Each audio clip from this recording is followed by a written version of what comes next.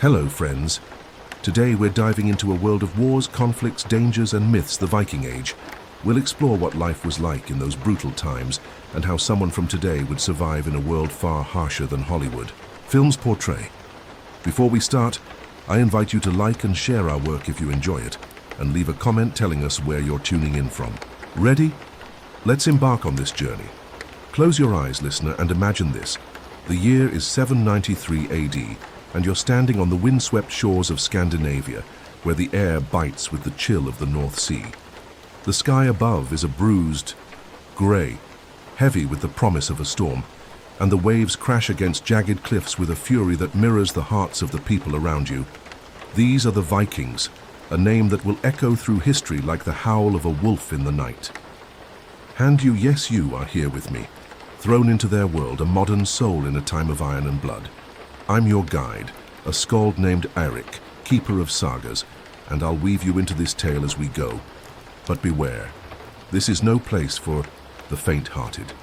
The Viking Age is raw, untamed, and you'll need to summon every ounce of courage to survive alongside these fierce warriors. Let's dive into their world, and I'll show you how it all began, why the Vikings rose, what shaped their culture, and why you, a child of the 21st century, might find this life unbearable. First, let's talk about where the Vikings came from. Picture the fjords of Norway, the rolling hills of Denmark, and the dense forests of Sweden, lands as beautiful as they are harsh. By the late 8th century, these regions were home to scattered tribes, farmers and fishermen, bound by a shared tongue and a rugged way of life. But why did they become the Vikings we know? The raiders who struck terror into the hearts of Europe. It started with necessity. The land here is unforgiving. Winters are long, the soil rocky and food scarce. Overpopulation pushed these tribes to the edge, and their chieftains, hungry for wealth and glory, looked beyond their shores. They were master shipbuilders, crafting long ships that could slice through the sea like a blade through flesh. Sleek, shallow drafted vessels that could navigate rivers or cross oceans. With these ships, they became the wolves of the sea, raiding monasteries, villages, and even cities from Lindisfarne in England to the distant shores of the Mediterranean. Now you're standing beside me on this rocky beach, and you can see a longship being prepared. Its dragon-headed prow looms over us, a symbol of fear meant to ward off evil spirits and intimidate enemies.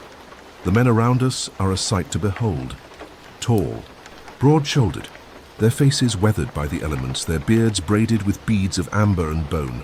They wear tunics of wool, leather boots, and cloaks pinned with iron brooches, but their true armor is their ferocity. They laugh and shout as they load the ship with axes, spears, and shields, their voices carrying over the wind. Eirik, who's this soft-skinned stranger? One of them, a bear of a man named Bjorn, calls out, eyeing you with suspicion.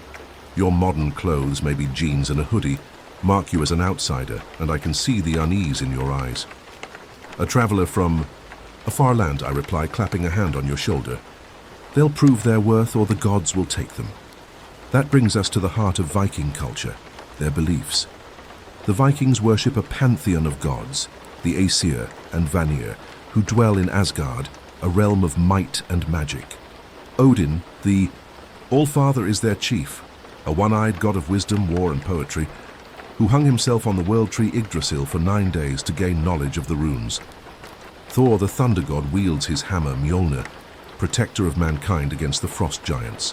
Freya, goddess of love and magic, leads the Valkyries, who choose the slain to join Odin in Valhalla, a hall where warriors feast until Ragnarok, the end of the world. These gods aren't distant.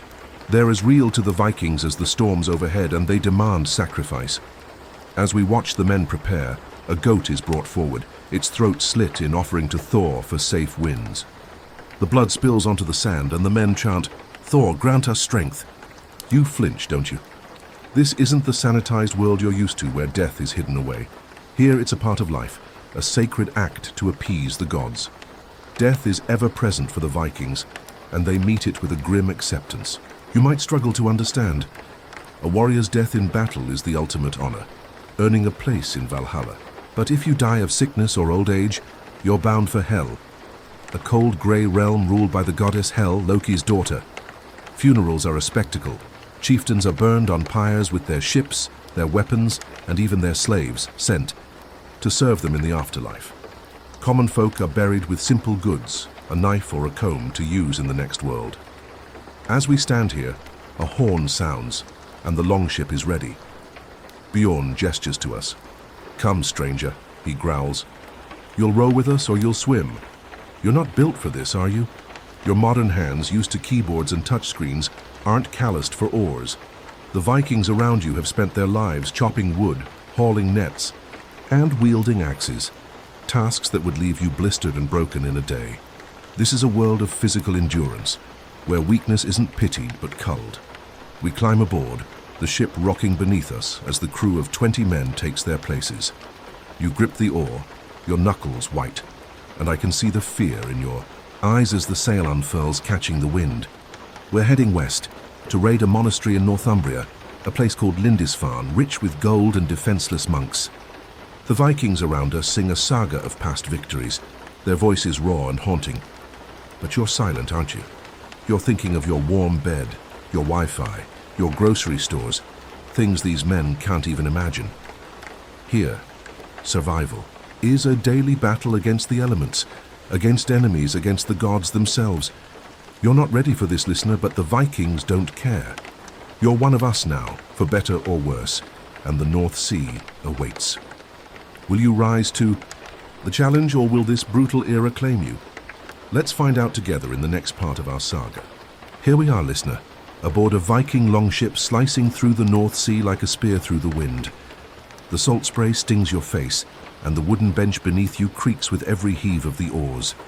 It's 793 AD, and you're one of us now, a modern soul thrust into the brutal Viking Age, surrounded by warriors whose lives are as hard as the iron they wield. I'm Eric, your skald and guide, weaving you into this saga as we sail toward Lindisfarne, a monastery in Northumbria, ripe for plunder. You're gripping your oar, aren't you? Your hands already blistering from the rough wood. I can see the strain in your arms, the panic in your eyes, as the waves rise higher, crashing over the dragon-headed prow. This isn't your world of climate control and cushioned seats. This is the Viking way, where every journey tests your mettle, and the sea itself is a god who demands respect or takes your life. Let's dive deeper into what makes the Vikings who they are, listener, because you'll need to understand their culture to survive among them. Picture the ship around us, 30 feet long, its oak planks lashed together with sinew, the sail, a patchwork of wool dyed with woad and madder, billowing like a storm cloud. The crew of 20 men led by Bjorn row in rhythm, their chants to Thor echoing over the roar of the sea. "Thor, shield us from Jormungandr," they sing, invoking the thunder god to protect us from the Midgard serpent, a monstrous beast, said to encircle the world. You're looking at me like I'm mad, aren't you? But for the Vikings, these myths aren't just stories. They're as real as the salt on your lips. Their world is alive with spirits. The sea teems with serpents, the forests with trolls, and the sky with the Valkyries' watchful eyes. Every gust of wind could be Odin's whisper. Every thunderclap, Thor's hammer striking the anvil of the heavens. Now let's talk about the daily grind of Viking life, because you're already struggling, and we've only just begun. Look, at your hands, those blisters are raw, and we've got days of rowing ahead. The Vikings around us don't flinch. Their hands are like leather, toughened by years of hauling nets, forging iron, and building homes from timber and turf. Back in their villages, life is a relentless cycle of survival. In summer, they farm barley, oats, and rye, tending to sheep, goats, and pigs in the brief warmth. But winter is a beast. 6 months of darkness, snow, and ice, where a failed harvest means starvation. Women spin wool, brew mead, and cure fish, while men hunt wolves or trade amber and furs at markets like Hedeby or Birka. You're used to grocery stores and delivery apps, aren't you? Here, if you don't work, you don't eat. And if the gods don't favor you, the frost takes your children. Bjorn glances at you, his scarred face unreadable. "Row harder, stranger," he growls, "or I'll toss you to Njord for a better wind." Njord, the sea god, isn't known for mercy, and neither is Bjorn. Let's explore their society, because you're not just a rower. You're part of this crew now, and you need to know your place. Viking society is a hierarchy as sharp as their axes. At the top are the jarls, the chieftains like Bjorn, who own land, command ships, and lead raids. Below them are the carls, free men who farm, trade, or fight. Most of the men around you are carls, loyal to Bjorn for a share of the plunder. At the bottom are the thralls, slaves captured in raids or born into bondage, who do the dirtiest work, mucking stalls, grinding grain, or even being sacrificed at a chieftain's funeral. You're a stranger, which makes you lower than a thrall in their eyes until you prove your worth. "What can you do, soft one?" asks a wiry man named Sigrid, sharpening his axe as he eyes you. "Your modern skills, coding, social media, maybe graphic design, mean nothing here. Can you wield a blade? Can you navigate by the stars?" You're shaking your head, aren't you? I thought so. In this world, strength and skill are currency, and you're broke. Now let's touch on their laws and justice, because you'll need to know what happens if you cross these men. The Vikings have no written laws, but their customs are ironclad, passed down through sagas and enforced at the Thing, a gathering where free men settle disputes. If you steal from Bjorn, he might demand vergild, a blood price in silver, or he could challenge you to a holmgang, a duel to the death on a small island. Murder a man, and his family has the right to vengeance. Your life for his, unless the Thing negotiates peace. As we row, a fight breaks out. Sigrid accuses another man, Leif, of taking his share of dried fish. "You'll pay at the next thing, thief!" Sigrid snarls, but Bjorn intervenes, slamming his axe into the deck. "Row, or I'll gut you both." You're trembling, aren't you? This isn't your world of courts and lawyers. Here, justice is swift, often bloody, and mercy is a rare gift. The storm hits as night falls, the sky splitting with lightning that illuminates the crew's grim faces. "Thor fights for us," Bjorn roars, tying down the sail as waves crash over the deck. You're soaked, shivering, your modern body unused to this cold. The Vikings endure, their wool cloaks sodden but their spirits unbroken. They believe Thor's thunder is a sign of favor, but you're praying to whatever gods you know aren't. You? A wave slams the ship and you lose your grip on the oar, tumbling to the deck. Sigrid hauls you up, his grip bruising. "Weakling," he spits. "If you can't row, you're dead weight." You're realizing now how unfit you are for this life, listener. The Vikings thrive on hardship, their bodies honed by necessity, their minds steeled by faith in their gods. You, with your modern comforts and sanitized existence, are a lamb among wolves. But the night's not over, and Lindisfarne awaits. Will you find your strength, or will the North Sea claim you first? We'll see in the next chapter of our saga. Welcome back, listener, to the storm-tossed deck of our Viking longship. Slicing through the North Sea in the year 793 AD, I'm Eirik, your skald and guide, weaving you into this saga as we sail toward the monastery of Lindisfarne, a glittering prize for the Viking crew around us. You're here with me, a modern soul thrust into the brutal Viking Age, and the sea has already shown you its teeth. You're soaked to the bone, aren't you? Your hands raw from rowing, your body trembling from the cold. The storm rages on, lightning splitting the sky as Thor's hammer echoes in the thunder. The Vikings around us, Bjorn, Sigrid, Leif, and the others, chant to the thunder god, their voices a raw hymn against the gale. But you're not like them, are you? You're a child of the 21st century, used to heated rooms and instant meals, and this world is a crucible you're barely surviving. Let's dive deeper into the Viking soul, their thirst for glory, their brutal rites of death, and why you, listener, might never truly belong here.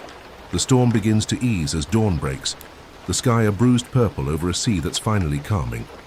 You're slumped over your oar, exhausted, but the crew's spirits are high. "Land ahead," Bjorn bellows, pointing to a faint strip on the horizon. Lindisfarne, an island off the coast of Northumbria, its monastery a beacon of wealth and weakness. The Vikings around us grin, their eyes alight with greed and bloodlust. "Gold for the taking and blood for the gods," Sigrid says, clapping you on the back so hard you nearly topple. You're not ready for this, are you? Raiding isn't just a job for the Vikings. It's a sacred act, a path to honor and riches blessed by Odin himself. Let's explore what drives them, because you're about to see the Viking way of war up close, and it's not for the faint of heart. The Vikings' thirst for raiding isn't just about wealth. It's about survival and status. Back in Scandinavia, land and resources are scarce, and a man's worth is measured by his deeds, not his words. A successful raid brings silver, slaves, and livestock, but more importantly, it brings fame. The sagas we skalds sing are filled with tales of bold warriors who sailed to distant lands, fought like wolves, and returned as legends. A man dies once, but his name lives forever, Bjorn tells you, his voice low as he sharpens his axe. You're staring at that axe, aren't you? Its blade notched from past battles. It's a tool of death. But to the Vikings, it's a key to Valhalla, Odin's hall where the bravest warriors feast until Ragnarok. To die in battle is the ultimate honor, but to die a coward, or worse, of sickness, means a cold eternity in Hell's realm. You, with your modern fear of pain and death, can't fathom this, can you? Where you see violence, they see destiny. We reach Lindisfarne as the sun rises, its golden light glinting off the monastery's stone walls. The island is a holy place for the Christians, a sanctuary of monks who pray to their one God. But to the Vikings, it's a fat sheep waiting for the slaughter. The longship glides silently into a shallow cove, and the crew leaps ashore, their boots crunching on the pebbled beach. You're stumbling after them, your legs shaky from days at sea, your heart pounding as Bjorn hands you a short sword. Stay close, stranger, he growls, or the monk's god won't save you. The blade feels heavy in your hand, doesn't? See it? You've never held a weapon like this, never had to use one to take a life. But the Vikings around us move with purpose, their shields raised, their eyes scanning for threats. They don't see the monks as holy men. They see them as prey, their gold crosses and silver chalices offerings for the taking. The raid begins with a roar, the Vikings charging up the hill toward the monastery like a pack of wolves. The monks, caught in morning prayer, scream as the doors are battered down, their chants turning to cries of terror. You're frozen, aren't you, watching as Sigrid cleaves a monk's arm with a single swing, blood spraying across the stone floor. Leif grabs another by the neck, demanding, "Where's the gold, Christian dog?"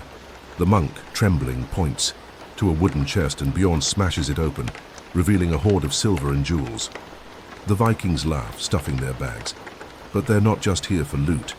They drag the youngest monks outside, tying them with ropes, slaves to be sold or sacrificed. You're horrified, aren't you? This isn't the sanitized violence. Of your movies, this is real, raw, and merciless. The Vikings see no sin in this. To them, the weak exist to serve the strong, a law as old as the gods. Let's talk about death in the Viking world, because you're witnessing it firsthand, and it's a cornerstone of their culture. The monks who resist are slaughtered without mercy, their bodies left for the ravens, Odin's birds, a sign of his favor. But the Vikings don't fear death, they embrace it.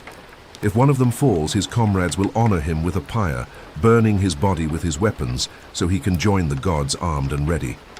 A warrior's death is a gift, Bjorn tells you as he wipes blood from his axe, his eyes gleaming. Better to die with steel in hand than wasting in a bed. You're thinking of your modern medicine, aren't you? Your hospitals, your vaccines, your painkillers. Here a wound festers, a fever kills, and there's no mercy for the weak. If you were injured in this raid, the Vikings wouldn't carry you. They'd leave you to die, a burden they can't afford. The raid ends as quickly as it began. The monastery a smoldering ruin, its monks dead or enslaved. You're standing among the wreckage, clutching that sword you never used, your stomach churning as the Vikings load their spoils onto the ship. Not bad for a first raid, stranger, Sigrid says, tossing you a silver cross. Keep it. Might bring you luck. But you don't feel lucky, do you? You're thinking of the screams, the blood, the sheer brutality of it all. This is the Viking way. Raid, kill, take, and move on, all in the name of glory and the gods. You're not built for this, listener. Your modern morals, your soft hands, your fear of death, they make you a fish out of water in this sea of wolves. But the journey's not over. We're sailing back to Norway, our ship heavy with plunder, and the Vikings are already planning their next raid. Will you find a way to adapt, or will this savage world break you? Let's find out in the next chapter of our saga. Welcome back, listener, to the Viking longship cutting through the North Sea. Its dragon-headed prow leading us home to Norway after the brutal raid on Lindisfarne in 793 AD. I'm Eirik, your skald and guide, weaving you into this saga as we sail with a crew of bloodied but triumphant Vikings, You're sitting near the stern, aren't you? The silver cross Sigrid gave you clutched in your hand, its weight a grim reminder of the monastery's fall. The sea is calmer now. The storm, a fading memory. But the cold still bites through your sodden clothes and your blistered hands ache from rowing. You're a modern soul plucked from the 21st century and thrown into the Viking Age and the horrors you've witnessed. The screams of the monks, the blood on the stone, haunt your every breath. I can see the shock in your eyes, the way your shoulders slump under the weight of this savage world. The Vikings around us, though, are alive with victory, their laughter echoing over the waves as they sing of their deeds. Let's dive deeper into their lives, listener, because you're one of us now and you'll need to understand their feasts, their families, and their unyielding spirit to survive, or at least to grasp why you, with your modern sensibilities, might never truly fit in. The journey back takes 3 days, the longship heavy with plunder, silver chalices, gold crosses, and a dozen trembling monks bound as thralls. The crew is in high spirits, passing around a horn of mead as they row, their voices rising in a saga I've composed on the spot. Beyond the bold led us to glory, to Lindisfarne's halls of gold, I sing, strumming a small harp, and the men cheer, banging their shields in rhythm. You're silent, aren't you? Your stomach turning as you glance at the thralls huddled near the mast. They're young, some barely older than boys, their robes torn, their faces pale with fear. In your world, this would be a crime, a horror to be condemned, but here it's a triumph. The Vikings see the thralls as spoils of war, no different from the silver in their bags. Some will be sold at markets in Hedeby or Kaupang, fetching a good price, maybe 10 ounces of silver each. Others will serve in Bjorn's household, mucking stalls or grinding grain, their lives forfeit to their captors.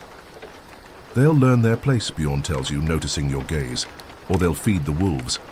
You're horrified, aren't you? The idea of slavery, of treating humans as property, clashes with everything you know. But this is the Viking way. Might makes right, and the weak serve the strong. We reach the fjord of Bjorn's village as the sun sets, its red light painting the cliffs in hues of fire. The village, nestled between towering mountains and a glassy sea, is a cluster of longhouses with turf roofs, smoke curling from their hearths. Women and children rush to the shore, shouting greetings as the longship glides in. Bjorn returns, a woman cries, her voice thick with relief, and a boy no older than 10 races to embrace him. This is Bjorn's wife, Astrid, and their son. Hrolf, you're watching them, aren't you? Surprised by the tenderness in Bjorn's scarred face as he lifts Hrolf onto his shoulder. The Vikings aren't just warriors. They're fathers, husbands, and kin bound by ties stronger than steel.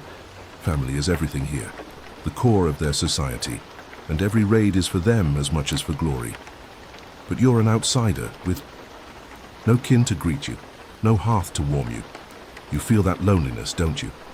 In your world, you'd text a friend or scroll through social media, but here, connection is face to face, forged in blood and fire. The village erupts into a feast that night, the longhouse packed with Bjorn's clan. 50 souls, from grizzled warriors to babes in their mother's arms. The hall is a cavern of timber and smoke, its walls hung with woven tapestries depicting Thor's battles with giants. A fire roars in the center, roasting a boar on a spit, its fat dripping into the flames with a sizzle that makes your mouth water. You're starving, aren't you? After days of dried fish and stale bread. Astrid hands you a wooden bowl of stew, barley, turnips, and boar meat, thick with salt and herbs. Eat, stranger, she says, her voice firm but kind. You'll need strength for the winter. You're shoveling it down, the warmth spreading through you. But you notice the lack of variety, don't you? No spices, no sugar, no coffee, none of the flavors you're used to. The Vikings eat what the land gives, fish, game, barley, and the occasional luxury of honey or imported wine from a raid. Malnutrition is a constant threat, especially in winter, when a failed harvest means famine. You, with your modern diet of processed foods and supplements, would struggle to adapt to this scarcity. Your body craving nutrients these people have never even heard of.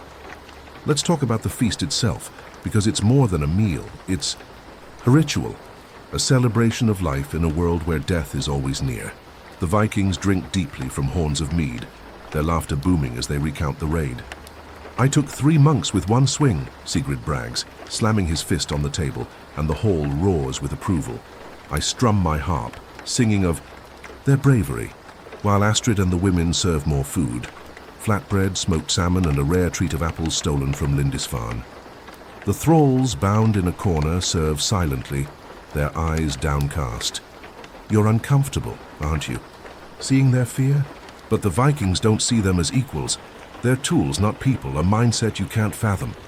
Bjorn raises his horn, toasting to Odin. To the All-Father who guided our blades, he shouts, and the clan echoes, Odin! They pour mead onto the fire as an offering, the flames flaring blue. You're used to quiet dinners, maybe a podcast in the background, but this is a communal act, a bond forged in shared victory and faith. You don't fit here, do you? Your modern individualism, your private routines, they clash with this collective spirit. Now let's delve into their homes, because you'll be living among them, and it's a far cry from your world. The Longhouse is a single room, 40 feet long. Its floor-packed earth covered with straw. The fire in the center heats the space, but smoke hangs thick, stinging your eyes and throat. You're coughing, aren't you, unused to this? The Vikings don't mind. They've lived with smoke all their lives, their lungs hardened to it. Benches line the walls where the clan sleeps on furs, whole families sharing the space with no privacy. You're used to your own room, your soft bed, your thermostat. But here you'll sleep on a wooden bench, a wool blanket your only comfort, the snores and murmurs of the clan your lullaby. Disease spreads easily in these conditions. Smallpox, dysentery, even the common cold can kill. You, with your modern immune system, weakened by a sterile life, would be a walking target for every germ. A simple fever could end you, and there's no doctor to save you, only a wise woman with herbs. And chants to the gods. The feast stretches into the night, mead flowing like a river, but Bjorn pulls you aside, his eyes sharp. Tomorrow we prepare for winter, he says. You'll work, stranger, or you'll starve. You're nodding, but I can see the dread in your face, can't I? Winter is coming, and with it a new test of survival.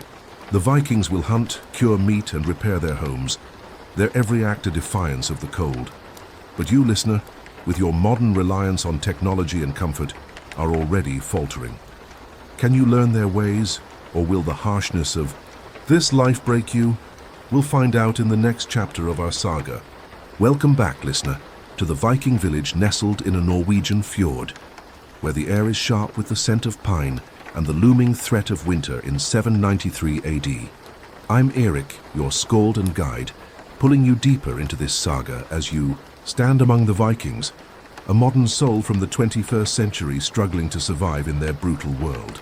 It's dawn, and the Longhouse is stirring, the fire in the center crackling as Astrid, Bjorn's wife, stokes it with fresh logs. You're wrapped in a coarse wool blanket, aren't you? Your breath visible in the frigid air, your body aching. From sleeping on a wooden bench? The feast last night filled your belly, but the mead left your head pounding, and the reality of this life is sinking in like a cold blade. The Vikings around us, Bjorn, Sigrid, Leif, and the others, are already up, sharpening tools and checking traps, their movements precise despite the early hour. You're not used to this, are you? Your mornings of coffee and scrolling news feeds are a distant memory, replaced by a world where every day is a battle against nature itself. Let's dive into the Viking struggle for survival in winter, their unyielding code of honor, and why you, listener, might find this season the breaking point in a life you were never built for.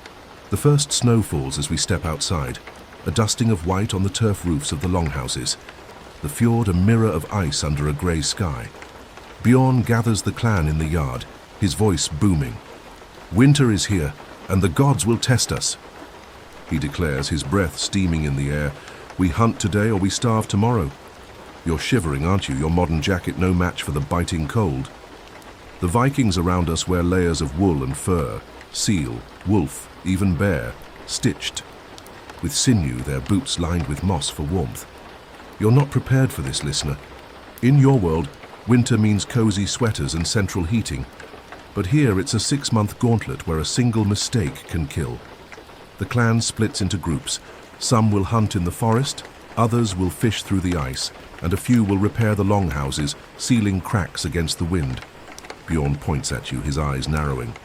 You're with me, stranger. Let's see if you can hunt. You're nodding, but I can see the panic in your eyes, can't I? You've never hunted anything bigger than a Wi-Fi signal and the forest. Ahead is a labyrinth of snow and shadows, home to wolves, bears, and the spirits the Vikings fear. Let's explore the Viking struggle for survival, because you're about to learn what it means to live on the edge of death. Winter in Scandinavia is a merciless foe. Temperatures plunge to -20 degrees, the fjord freezes over, and blizzards can bury a longhouse in a single night. The clan's food stores are meager, barrels of salted fish, smoked pork, and barley meal, rationed to last until spring. Hunting is crucial, but it's a gamble. Bjorn leads us into the forest, a bow in his hand, his steps silent on the snow. You're stumbling behind, your sneakers slipping, your breath loud enough to scare off any game. Quiet, fool, Sigrid hisses, his spear ready. The Vikings hunt with a mix of skill and ritual. They track deer and boar by hoofprints and scat.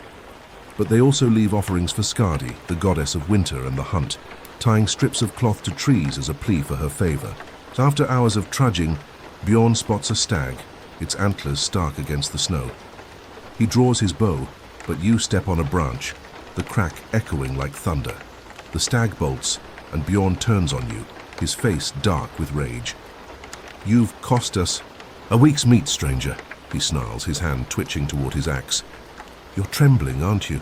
In your world, a missed meal means ordering takeout, but here it could mean starvation for the entire clan. The Vikings don't forgive failure. They can't afford to. Let's delve into the Viking code of honor, because you've just broken it, and you need to understand the consequences. Honor is the backbone of Viking society, a currency more valuable than silver. A man's word is his bond, and to break it is to invite shame or death. Loyalty to your chieftain, your clan, and your gods is absolute. Fail in this and you're cast out, left to die in the snow. Bjorn's anger isn't just about the stag, it's about trust. You're a liability, he tells you, his voice low and dangerous. Prove your worth or I'll leave you for the wolves. You're used to second chances, aren't you, to apologies and forgiveness. Here, there's no such thing. The Vikings live by a harsh pragmatism. If you can't contribute, you're a burden, and burdens are cold. Back in the village, Astrid is preparing the day's meal. Her hands deft as she kneads barley dough for flatbread. He's soft, Bjorn, she says, glancing at you. He won't last the winter. You're feeling that truth in your bones, aren't you? Your modern body, weakened by a life of ease, can't handle the cold, the hunger, the relentless labor. A common cold could kill you here, and there's no pharmacy to save you, only a wise woman named Frida, who chants to Air, the goddess of healing, and rubs your chest with a salve of fat and herbs. It's not enough, is it? Let's talk about the role of women in Viking society, because Astrid's words cut deep, and you need to understand her place here. Viking women are the heart of the clan, managing the household while the men raid or hunt. Astrid oversees the food stores, spins wool and brews mead, her hands never idle. She's also a shield maiden, trained to fight if the village is attacked. She keeps a spear by the door, and Hrolf, her son, is already learning to use a bow. Women here have more rights than in many other cultures of the time. They can own land, inherit, and even divorce their husbands at the thing. But their lives are grueling, their days filled with labor from dawn to dusk. You're watching Astrid now, aren't you, amazed by her strength? You're used to gender equality, but in a different way. Your world has machines to ease the load, while Astrid's strength is born of necessity. If you were a woman here, listener, you'd be expected to match her, and I doubt you could. Your modern life hasn't prepared you for spinning wool by hand, butchering a pig, or birthing a child without a doctor. The day ends with a small success. Leif catches a hare, its meat a meager addition to the stew. You're sitting by the fire, the warmth a brief reprieve, but Bjorn's words echo in your mind. Prove your worth. The winter is just beginning, and the Vikings are preparing for a blot, a sacrifice to the gods for a mild season. They'll slaughter a horse, offering its blood to Freyr for fertility and Thor for protection, and the ritual will test you further. You're not ready for this, listener. The Vikings' unyielding code, their symbiotic dance with death and nature, their raw physicality, they're all alien to you. Can you find a way to contribute? Or will winter claim you as its next victim? We'll find out in the next chapter of our saga. Welcome back, listener, to the Viking village in the heart of a Norwegian fjord, where the first snows of winter 793 AD have blanketed the earth in a shroud of white. I'm Eric, your skald and guide, pulling you deeper into this saga as you stand among the Vikings, a modern soul from the 21st century, grappling with a world of iron, ice, and unyielding faith. It's dusk, and the air is sharp with the scent of pine and frost, the fjord a frozen mirror under a sky streaked with the last light of day. You're shivering in your borrowed wool cloak, aren't you? The cold seeping into your bones despite the fire in the longhouse. Your hands are still raw from the hunt, your body aching from labor you've never known, and Bjorn's warning, "Prove your worth, or I'll leave you for the wolves," hangs over you like a storm cloud. The Vikings around us are preparing for a blot, a sacred sacrifice to the gods, and you're about to witness the depth of their devotion and the stark reality of death in their world. Let's dive into the Viking rituals. They're unshakable. Faith, and why you, listener, might find this spiritual intensity as crushing as the winter itself. The blot is set for tonight under the rising moon, and the village is alive with purpose. Bjorn stands in the yard, his breath steaming as he sharpens a ceremonial knife, its blade etched with runes for protection. Astrid and the women are weaving garlands of evergreen and holly, offerings to Freyr, the god of fertility and harvest, while the men lead a horse, a fine black stallion, from the stables. You're watching, aren't you? Your stomach churning as the animal's eyes glint with fear. In your world, animals are pets or food, their deaths hidden behind supermarket shelves. But here, this horse is a bridge to the divine. The Vikings believe the gods demand blood to grant favor, and this blot is a plea for a mild winter, for the ice to break early, for the crops to grow come spring. Freyr will hear us, Astrid tells you, her voice steady as she ties a garland around the horse's neck, and Thor will shield us. You're nodding, but I can see the unease in your eyes, can't I? Your modern mind, shaped by science and secularism, struggles to grasp this raw faith, this willingness to spill blood for unseen powers. Let's explore the Viking religion in depth, because you're about to be part of a ritual that defines their world, and it will test your limits. The Vikings worship a pantheon of gods, each with a role in their lives, their stories woven into every act. Odin, the All-Father, rules wisdom and war, a god who sacrificed his eye for knowledge and sends his ravens, Hugin and Munin, to spy on the world. Thor, the thunder god, is their protector, his hammer Mjolnir a symbol of strength against chaos. Freyr brings fertility, ensuring the land yields and the clan grows, while his sister Freyja, goddess of love and magic, guides the Valkyries to choose the slain for Valhalla. Loki, the trickster, stirs mischief. His children, Fenrir the wolf, Jormungandr the serpent, and Hel, ruler of the underworld, foreshadow Ragnarok, the end of days. These gods aren't abstract to the Vikings. They're as real as the fjord. Their will felt in every storm, every harvest, every battle. The blot is a pact, blood for blessings, a cycle as old as the mountains. The ritual begins as the moon rises, its silver light casting long shadows across the snow. The clan gathers in a clearing near the village, a sacred grove ringed by standing stones carved with runes. A wooden altar stands at the center, stained dark from past sacrifices, and the horse is led forward, its hooves crunching on the frost. You're standing beside me, aren't you? Your modern heart racing as Bjorn raises his knife, chanting to Freyr, "Lord of the harvest, accept this gift. Bring us spring, bring us life." The clan joins in, their voices a haunting chorus. And with a swift motion, Bjorn slits the horse's throat. Blood sprays across the altar, steaming in the cold, and the animal collapses, its life given to the gods. You're turning away, aren't you? The sight too much for your modern sensibilities. But the Vikings kneel, dipping their fingers in, the blood to mark their foreheads, a sign of Freyr's blessing. "Join us, stranger," Sigrid says, offering you a bloodied hand. You're shaking your head, aren't you, unable to stomach this? In your world, religion might be a private choice, a Sunday service or nothing at all. But here faith is public, visceral and mandatory. To refuse is to insult the gods, and the gods don't forgive. Let's talk about death in the Viking worldview, because this blot is a stark reminder of its omnipresence. Death isn't feared here. It's a gateway, a journey to the next realm. A warrior who dies in battle is chosen by the Valkyries for Valhalla, where he'll feast with Odin until Ragnarok.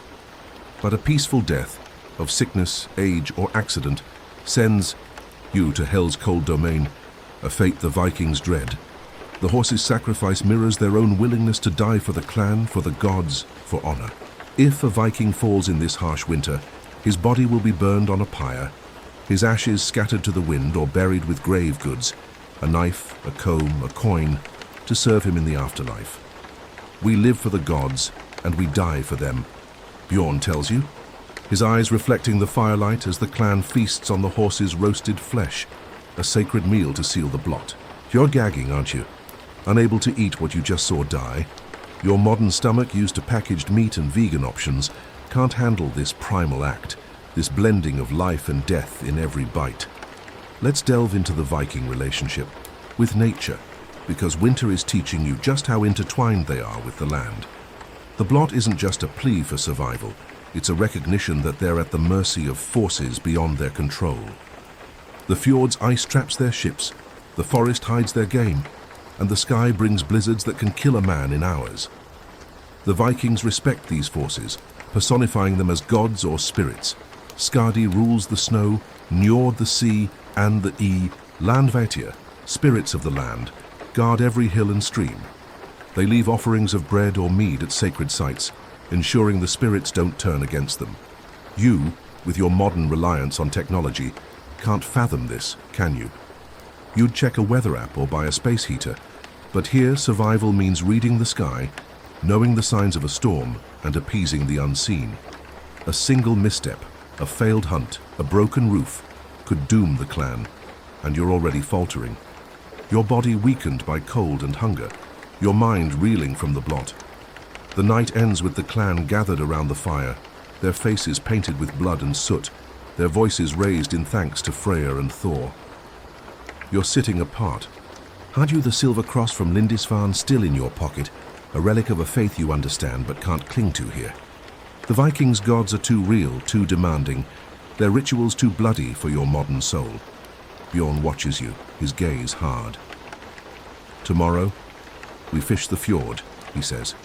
Fail again, stranger, and you're no use to us. You're feeling the weight of that, aren't you?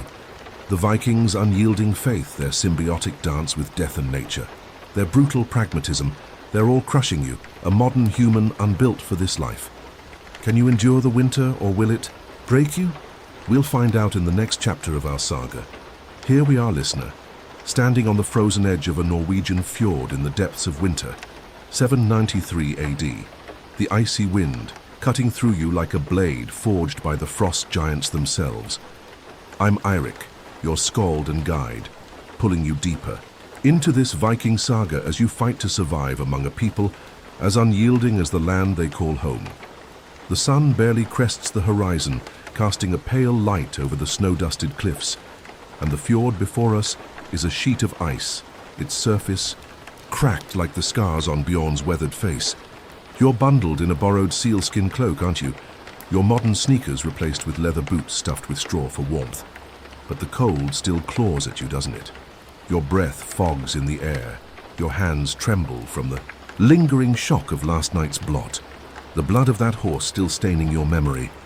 You're a 21st century soul, thrust into the Viking Age, and Bjorn's ultimatum, fail again, stranger, and you're no use to us, hangs over you like a storm waiting to break. Today we're fishing the fjord, a task as vital as it is perilous, and I'll show you the Viking craft, their mastery of survival, and why you, listener, might find this relentless struggle too much to bear. The village is awake, the clan moving with purpose despite the bone-deep chill. Bjorn stands at the fjord's edge, a massive figure in his wolf fur cloak, directing the men as they drag tools to the ice, iron augers to drill holes, nets woven from flax and spears tipped with bone for larger fish. You're watching, aren't you, amazed by their efficiency? These aren't the disposable plastics and electric gadgets of your world. These tools are handmade, passed down through generations, each one a testament to Viking ingenuity. "Move, stranger," Bjorn barks, shoving an auger into your hands. It's heavy, its iron blade dull with use, and you're staring at it like it's a foreign object, aren't you? In your world, fishing might mean a rod and a lazy afternoon, but here it's a matter of life and death. The fjord's fish, cod, herring, even the occasional seal, are a lifeline in winter, when the clan's stores dwindle and the forest yields little game. If we don't catch enough today, the children will go hungry and the weak will die. You're feeling that pressure, aren't you? The weight of survival pressing down on your modern shoulders. Let's dive into the Viking craft, because you're about to see their mastery of the world around them, a skill you lack entirely. The men spread out across the ice, their boots crunching as they mark spots to drill. Bjorn kneels, pressing, his ear to the ice listening for the faint hum of water beneath, a trick passed down from his father, who learned it from his. "Here," he says, pointing, and you're handed the auger with a grunt. "Drill, stranger, don't stop until you hit water." You're trying, aren't you? Your arms burning as you twist the auger into the ice, but it's slow going, the ice a foot thick and unyielding. The Vikings around us make it look easy, their movements fluid, their bodies honed by a lifetime of labor. They drill holes in a wide circle, dropping nets weighted with stones, while others carve channels to guide fish toward the traps. It's a dance of precision, born from centuries of living off the sea, and you're stumbling through it. Your modern hands soft and clumsy.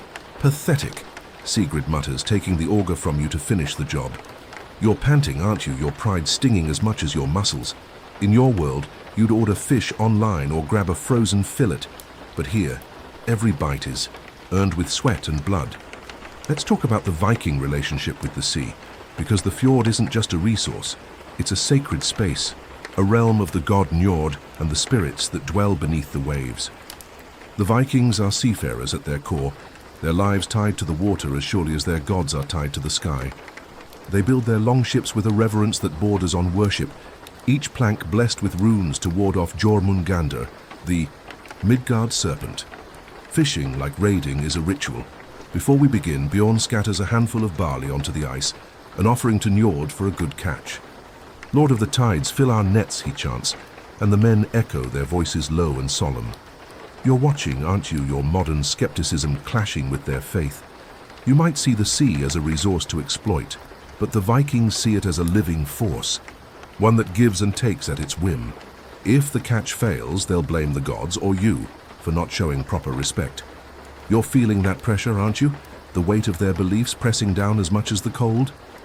The fishing begins, the men working in pairs to haul nets through the holes, their hands red from the icy water.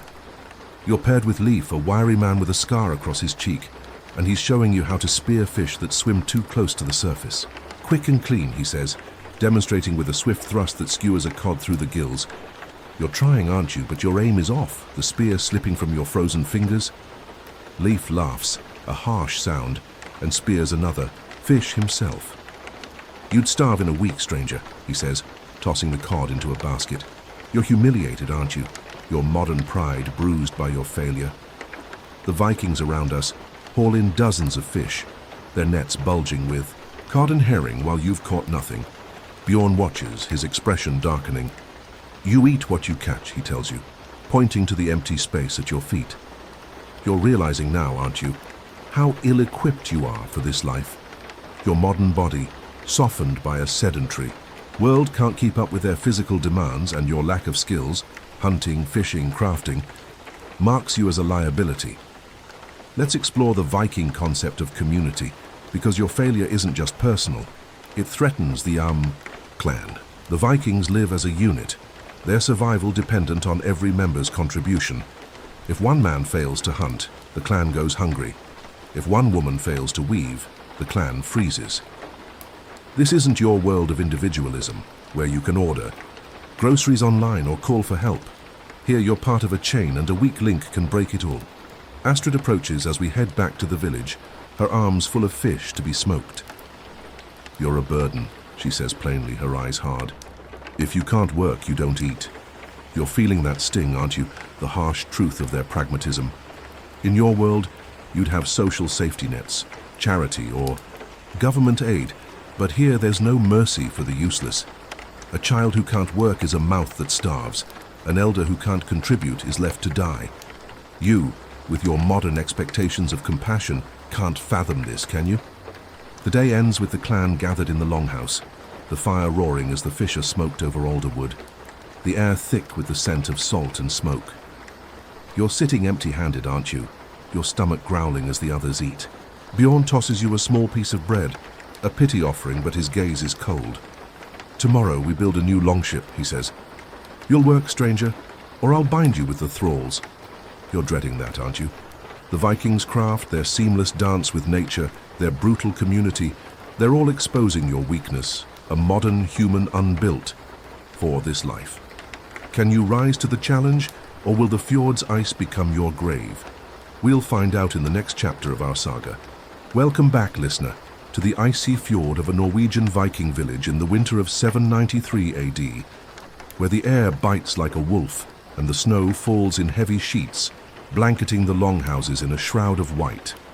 I'm Eric, your skald and guide, weaving you into this saga as you fight to survive among the Vikings, a modern soul from the 21st century, thrust into a world of raw survival and unyielding tradition. It's early morning, the sky a bruised grey, and you're standing in the village yard, wrapped in a sealskin cloak that smells of fish and salt, your breath steaming in the frigid air. Your stomach growls, doesn't it, after yesterday's failed fishing attempt left you with nothing but a petty scrap of bread. Bjorn's words echo in your mind. You'll work, stranger, or I'll bind you with the thralls. And today, we're building a new longship, a task that will test your endurance and expose the Viking spirit in all its glory and brutality. You're already trembling, aren't you? Your modern body unaccustomed to this relentless cold, your hands still blistered from the auger. Let's dive into the Viking art of shipbuilding, their indomitable spirit, and why you, listener, might find this grueling labor the final crack in your fragile resolve. The village is a hive of activity despite the snow, the clan moving with a purpose that you can't help but admire, even as it intimidates you. Bjorn stands at the center of the yard, his massive frame dwarfing the men around him as he oversees the work. A massive oak tree, felled weeks ago, lies stripped of its bark, its trunk pale and smooth under the grey light. This will be the keel of the new longship, the backbone of a vessel that will carry the clan to raid, trade, or war. The Vikings around us, Sigrid, Leif, and a dozen others, are hauling tools. Axes with iron blades, adzes for shaping wood, and augers for drilling holes. You're handed an axe by Sigrid, its handle worn smooth by years of use, and he points to a pile of oak planks.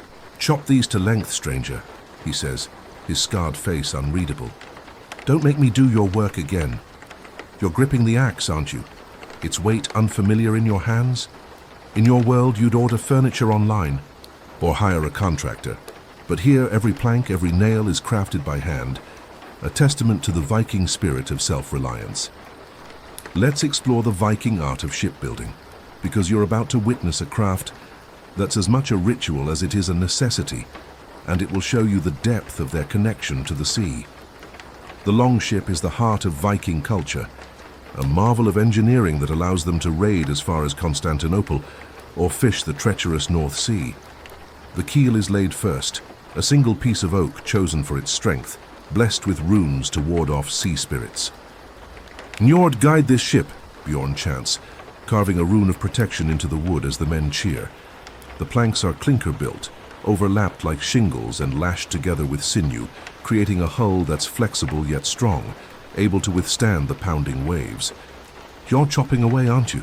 Your arms burning as you try to match the Vikings' pace, but your cuts are uneven, the axe slipping in your sweaty hands.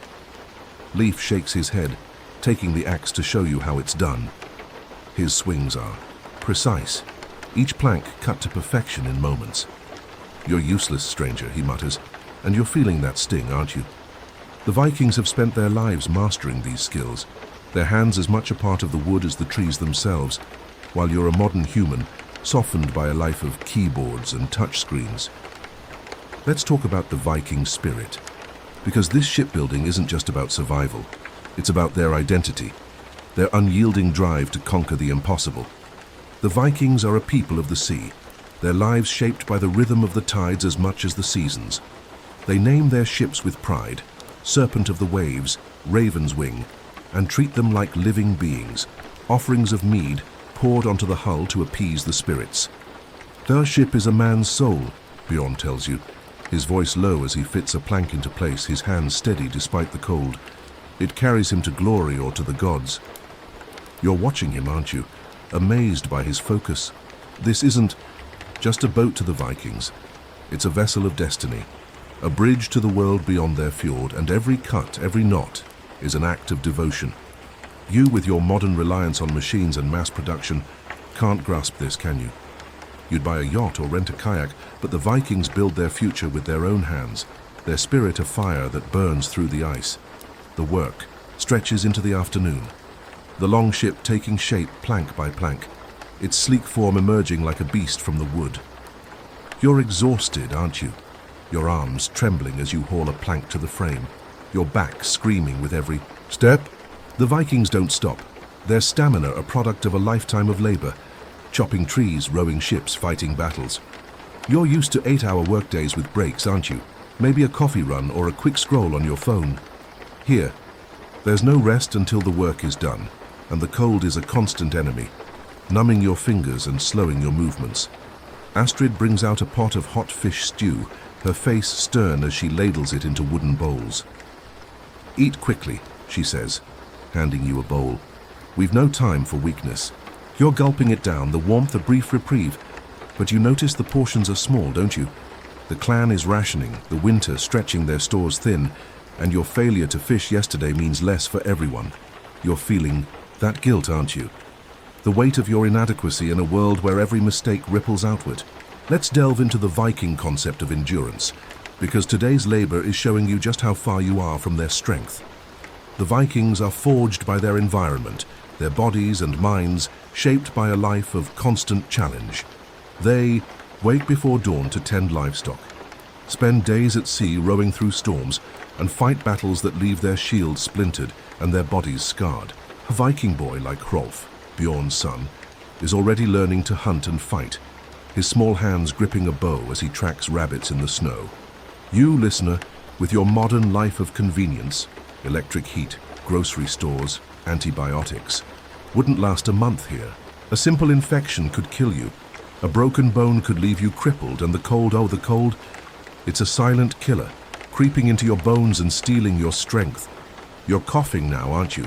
A rasp in your chest from the smoke-filled longhouse and the icy air. Frida, the wise woman, notices and forces a bitter tea of yarrow and thyme down your throat, chanting to air for healing. But it's not enough, is it? Your modern immune system, untested by this harsh life, is faltering, and the Vikings won't carry a weakling. The day ends with the long ship's hull nearly complete, its dragon-headed prow carved by Bjorn himself, a snarling beast meant to strike fear into enemies. You're slumped against a pile of wood, your body a map of aches, your hands bleeding from splinters. Bjorn approaches, his gaze hard. "You're slowing us down, stranger," he says, his voice a low growl. "Tomorrow, we set traps in the forest, fail again, and you'll wish the gods had taken you. You're dreading that, aren't you? The forest, a dark and hungry place, its shadows hiding wolves and worse. The Vikings' craft, their unbreakable spirit, their merciless endurance, they're all exposing your fragility, a modern human unbuilt. For this life, can you find a way to contribute, or will the forest claim you as its next victim? We'll find out in the next chapter of our saga. Welcome back, listener, to the frostbitten edge of a Norwegian fjord in the heart of winter 793 AD, where the snow falls in heavy curtains and the air is a blade against your skin. I'm Eric, your Skalden guide, pulling you deeper into this Viking saga as you struggle to survive among a people as fierce as the storms they endure. It's dawn, the sky a pale grey streaked with the first light, and you're standing outside, the longhouse, your breath steaming in the frigid air. You're wrapped in a sealskin cloak, but it's not enough, is it? The cold seeps into your bones, your cough worsening from the smoky longhouse and yesterday's grueling labor. You're a modern soul from the 21st century, thrust into the Viking Age, and the weight of your failures, first at fishing, then at shipbuilding, hangs heavy. Bjorn's threat, fail again, and you'll wish the gods had taken you, looms, like the dark forest ahead, where we're heading to set traps for game. Let's dive into the Viking art of trapping, their unyielding resolve in the face of hardship, and why you, listener, might find this relentless existence the final straw that breaks your modern spirit. The village is quiet, the snow muffling. Every sound as the clan prepares for the day's task. Bjorn gathers a small group, Sigrid, Leif, and a young man named Torvald, barely 16 but already broad-shouldered and eager for the hunt. You're with us, clutching a bundle of snares made from flax rope, your hands still raw from yesterday's splinters, your body aching from the endless labor. Bjorn leads us into the forest, a labyrinth of pine and birch, the snow knee-deep, and the shadows long. "We need meat," he says, his voice a low growl as he scans the trees for signs of game. The stores won't last the winter, and the children are hungry. You're feeling that pressure, aren't you? The weight of the clan's survival on your shoulders. In your world, hunger means a quick trip to the fridge or a delivery app, but here, it's a spectre that stalks every longhouse, claiming the weak with a merciless grip. You're already weak, listener, your modern body untested by this life, your coffer warning of worse to come. Let's explore the Viking art of trapping, because you're about to see their mastery of the wild, a skill that's as much instinct as it is craft, and it will expose your own shortcomings. Bjorn kneels, in the snow, his gloved hands brushing aside the powder to reveal a faint trail of tracks, rabbit by the look of them, small and scattered.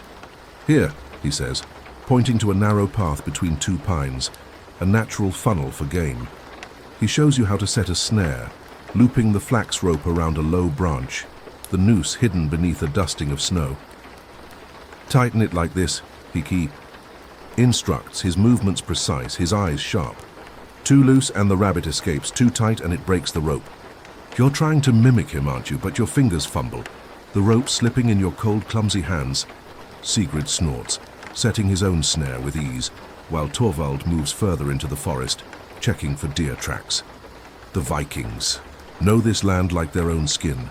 They can read the snow for signs of life, predict an animal's path by the bend of a branch, and set traps that kill with ruthless efficiency. You, listener, have never hunted beyond a video game, and your modern ignorance is a glaring weakness in this world, where survival demands mastery of nature. Let's talk about the Viking resolve, because this task is revealing their unbreakable will, a spirit forged by a life of constant challenge, and it's a stark contrast to your own fragility. The forest is a deadly place in winter. Wolves prowl the shadows, their howls a chilling reminder of the danger, and the cold can kill as surely as any predator. Yet the Vikings move with a quiet confidence, their faces set against the wind, their bodies enduring what yours cannot. Bjorn tells you of a winter 10 years ago, when a blizzard trapped the clan for a month, their stores gone, their livestock dead. "And we ate the bark off the trees," he says, his voice steady as he sets another snare. "And when that ran out, we ate the dead."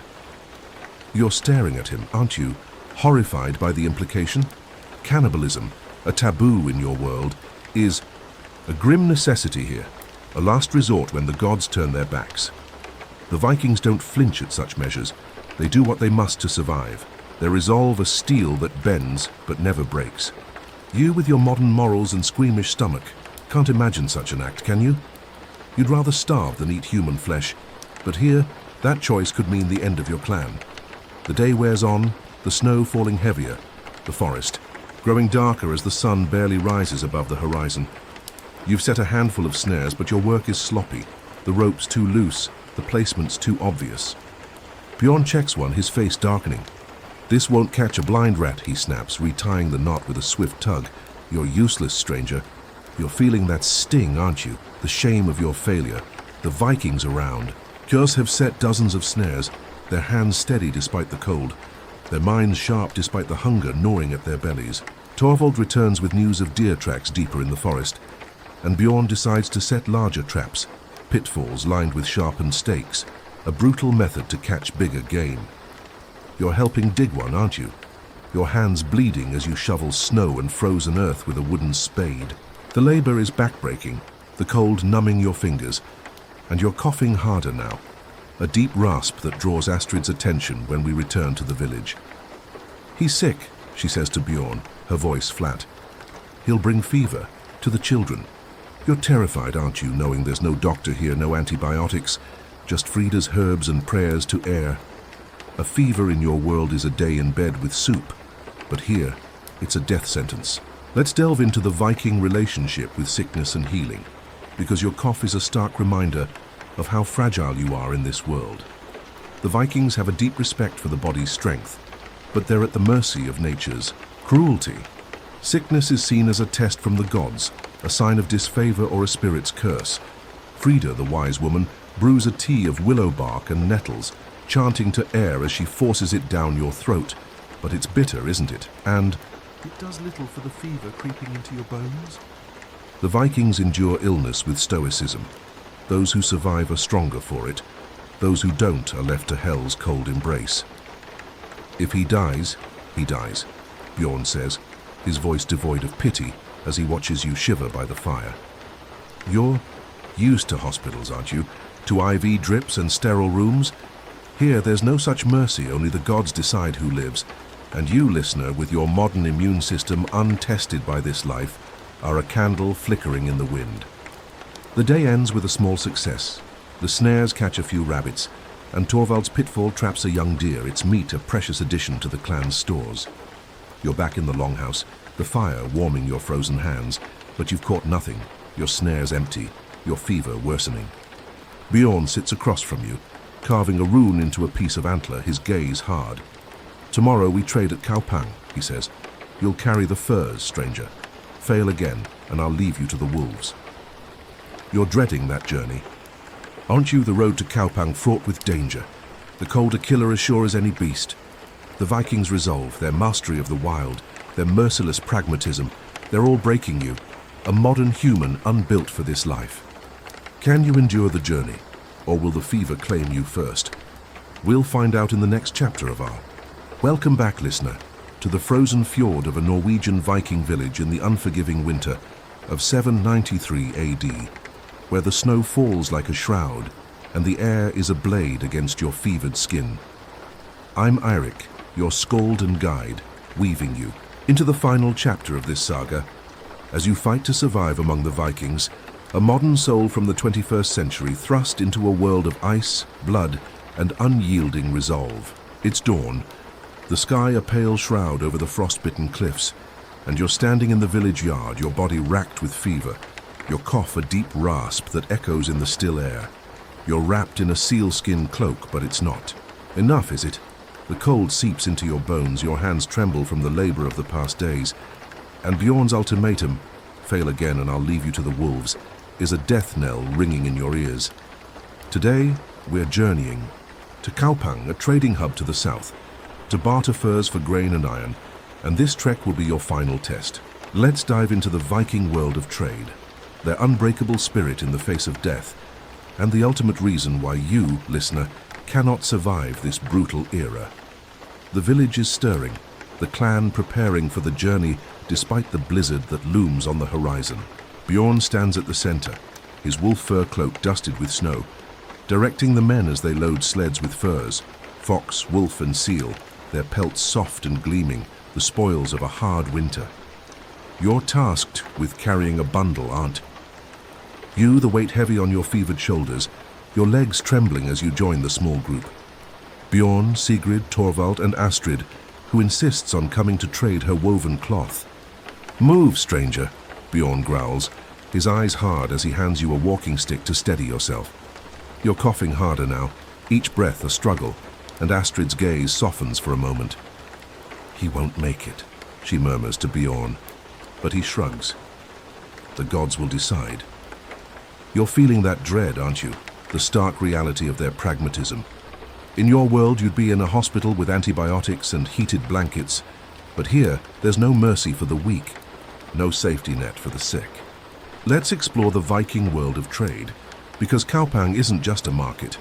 It's a lifeline, a hub where the clan's survival hinges on their ability to barter. The journey is a grueling 2-day trek over snowy trails and frozen rivers, the sleds creaking under the weight of furs.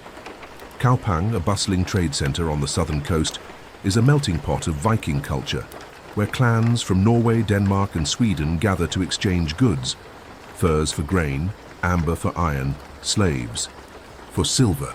The Vikings are master traders, their longships carrying them as far as the markets of Constantinople, where they trade for silk, spices and gold. But trade here isn't just commerce, it's a test of cunning and strength. Cheat us and...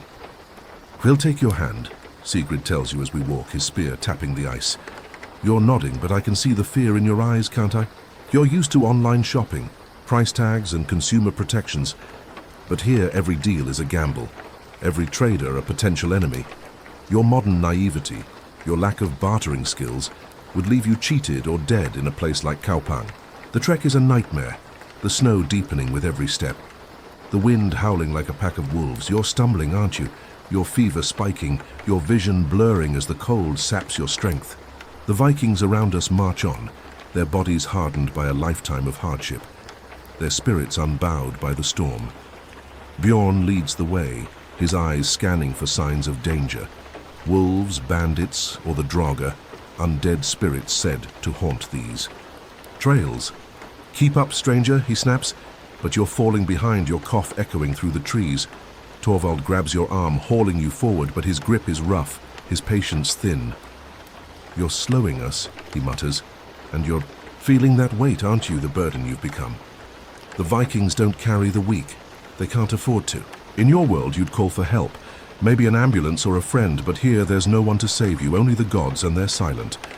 Let's talk about the Viking spirit in the face of death, because this journey is revealing their unbreakable resolve, and it's a stark contrast to your fading strength.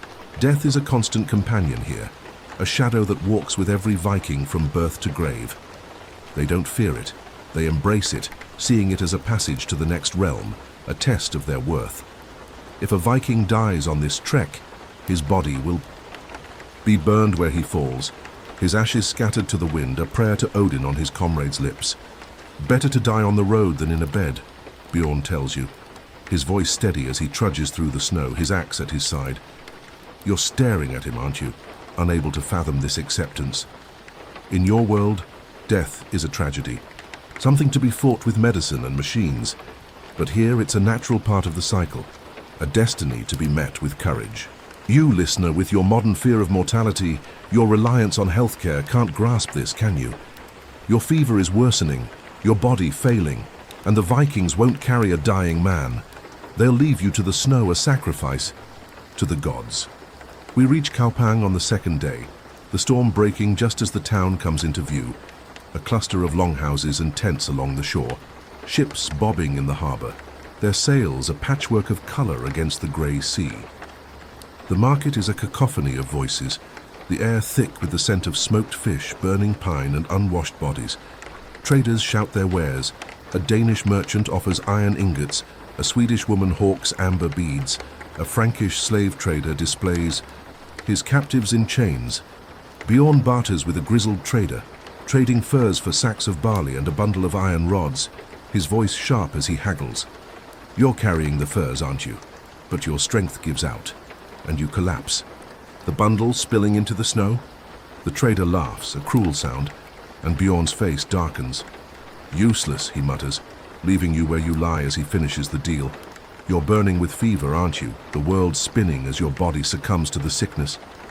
Let's confront the final truth, listener, because this is where your journey ends, and it reveals why you, a modern human, cannot survive the Viking Age.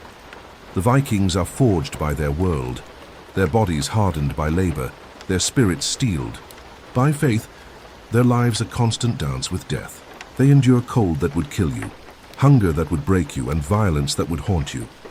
You, with your modern reliance on technology, your softened immune system, your fear of pain and death, were doomed from the start. The fever takes you as the clan prepares to leave Kaupang, your body too weak to fight the infection that a Viking might have survived.